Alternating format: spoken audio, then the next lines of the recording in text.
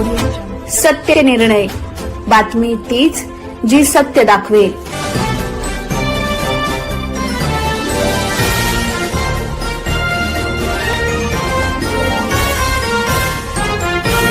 कल्याणच्या अंमली पदार्थ विरोधी पथकाने मोठी कारवाई करत तब्बल 9 किलो 768 ग्रॅम वजनाचे अंदाज 34,18,84,000 रुपये किमतीचे हेरोईन गर्द जप्त केले आहे।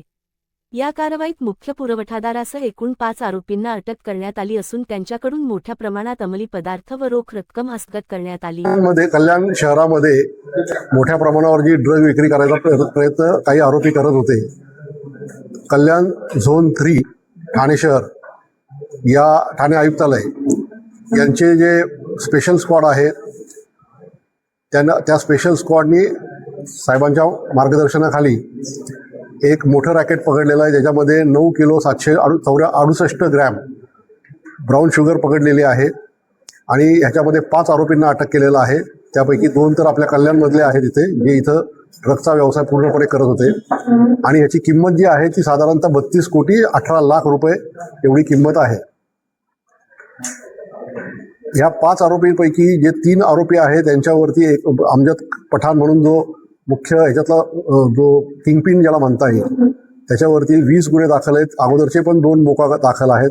दुसरा जो आहे तो कासिम म्हणून आहे, त्याच्यावरती 3 गुन्हे आहेत आणि सद्दाम गफूर शेख याच्यावरती 7 गुन्हे आहेत पूर्वीचे।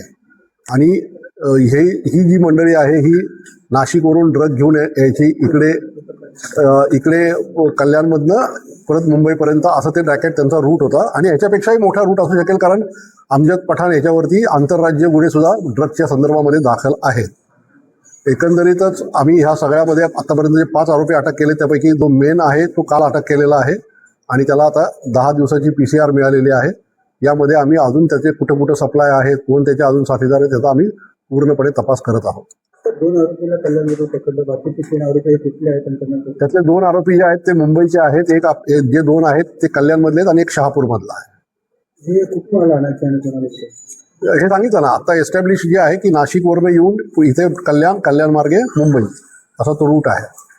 मुख्य आरोपी होता त्याचं नाव काय, पुरवठा करत होता आणि ते एकंदरीत रॅकेट कसं? मी सांगितलं त्याप्रमाणे अमजद हा ह्या सगळ्यातला मुख्य आरोपी आहे। आणणारे जे आहेत ते म्हणजे आता आम्ही ह्या गोष्टी इथे सांगण्यासारख्या नाहीत, ते आमच्या तपासात होऊ दे। पण ह्याच्यातलं मी एवढं सांगू शकतो की ह्यातले सगळे जे गुन्हेगार आहेत हे सगळे ह्या रॅकेटमधले पूर्वीचे लोक आहेत। सगळ्यात मोठी कारवाई ही मला वाटतं की कल्याण आणि ठाणे शहरातली ही सगळ्यात मोठी कारवाई आहे। आम्ही 1 एप्रिलपासून ह्याच्यात कारवाई चालू आहे आणि एक आरोपी आम्ही कलेक्ट करत त्याच्याकरता माल जप्त करत याप्रमाणे आता शेवटचा आरोपी आत्ता आम्हाला शेवटचा नाही, हा आत्ता मुख्य आरोपी आम्हाला आत्ता मिळालेला आहे। ह्याच्यातून अजून काही जे निष्पन्न होतील त्याच्यावरही पुढची कारवाई होईल। त्याच्यामध्ये आमच्या कारवाईमध्ये गायकवाड साहेब म्हणून जे इन्चार्ज आहेत ते आहेत, त्यांच्याबरोबर आमचे 4 टोके देवरे